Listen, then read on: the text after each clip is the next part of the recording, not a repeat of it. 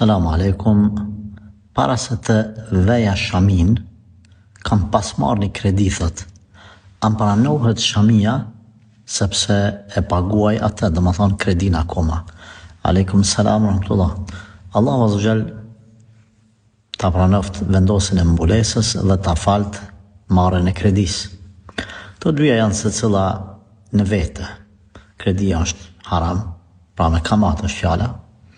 E në anën tjetër, shamia është obligim. Te ke kry një obligim nga një anë, e nga ana tjetër e ke bo ma herët një haram. Pendohu për haramin, mëse përsërit ma, edhe inshallah Allah ta falë ty edhe neve gjithë gabimet që i bëjmë. E nga ana tjetër, mësë ndjej keq për këtë punë.